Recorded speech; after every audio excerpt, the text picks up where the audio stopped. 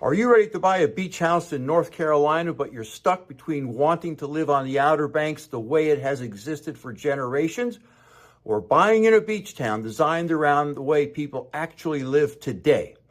I'm Dennis Richkovsky. I live oceanfront in Emerald Isle, and I help people relocate to the North Carolina coast every day.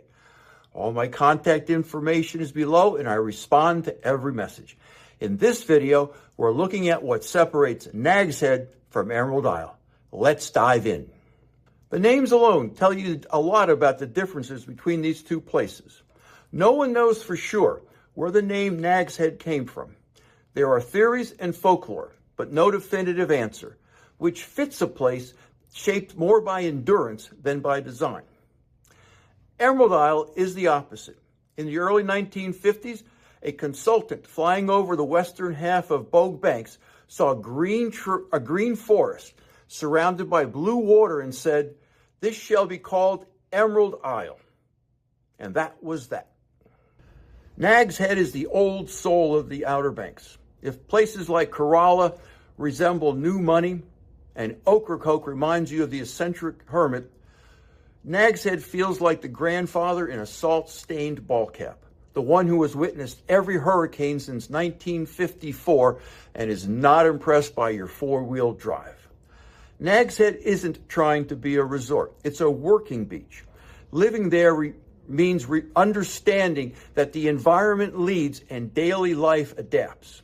You're always aware that you are on a narrow barrier island shaped by the elements, history, and use, and that awareness never really goes away. Emerald Isle approaches coastal living differently. It's a managed beach, built later, planned more deliberately, and maintained with long-term livability in mind. It still lives on the edge of the Atlantic Ocean, but the relationship is more structured with systems in place to reduce daily friction rather than normalize it. Both towns deal with salt, wind, and moisture. The difference is how that exposure is accepted. In Nags Head, the housing stock is older on average and more varied in age and construction.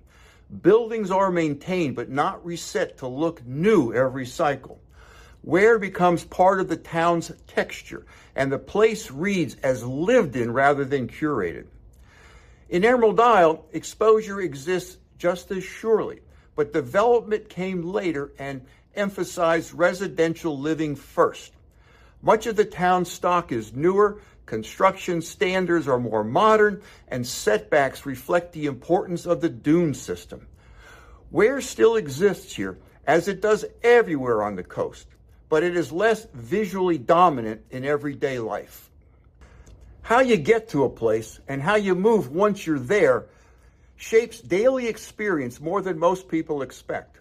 You can reach Nags Head from the mainland through multiple bridges, including the Wright Memorial Bridge and routes through Roanoke Island via the Virginia Dare Memorial Bridge and the Washington Baum Bridge.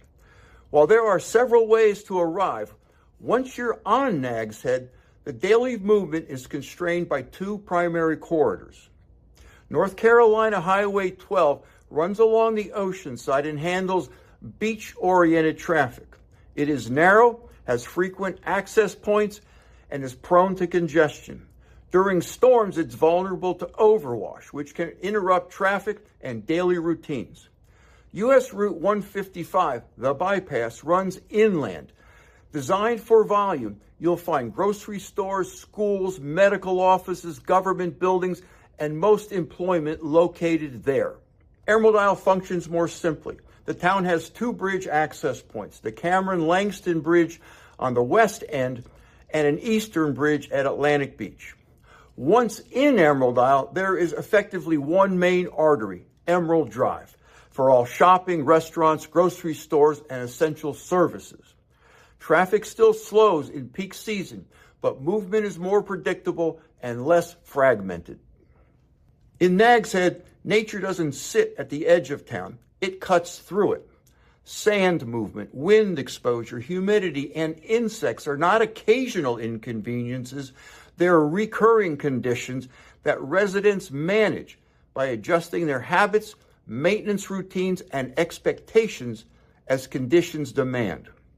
Emerald Isle also answers to the landscape, but in a different way.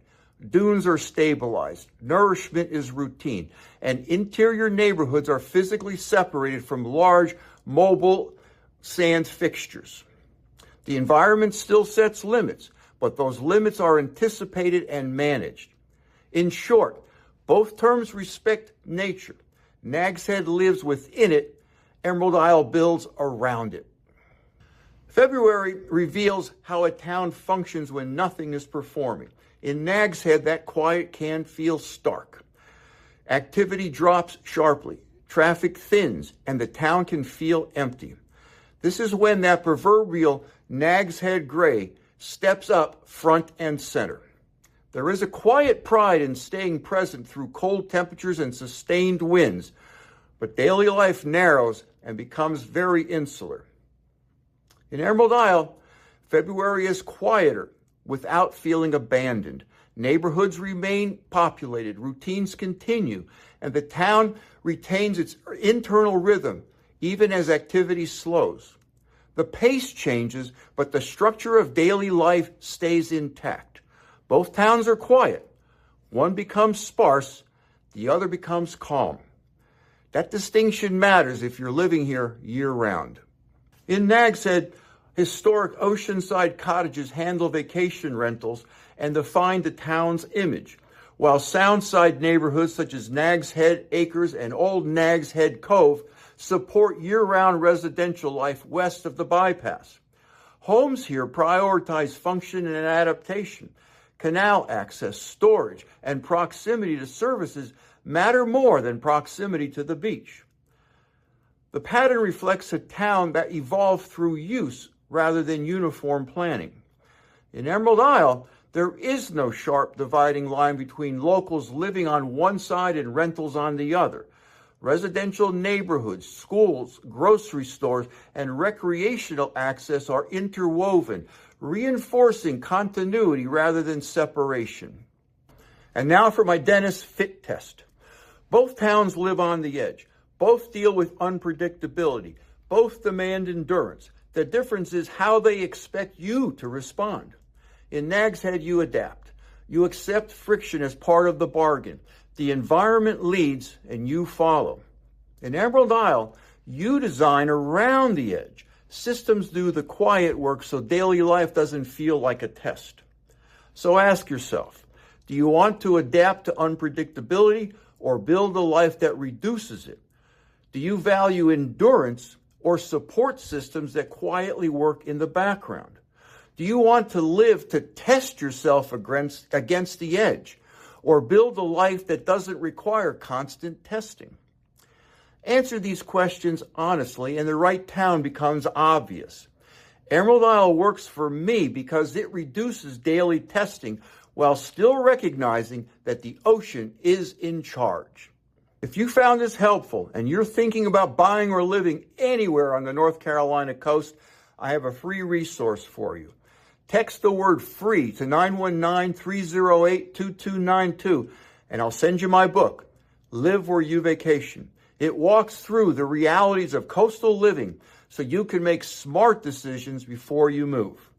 When you subscribe to this channel, you're joining a small but growing group of people who value clarity over hype and who help shape what I cover next. Drop your questions in the comments. I respond to each one. Thanks for watching, and I'll see you in the next video.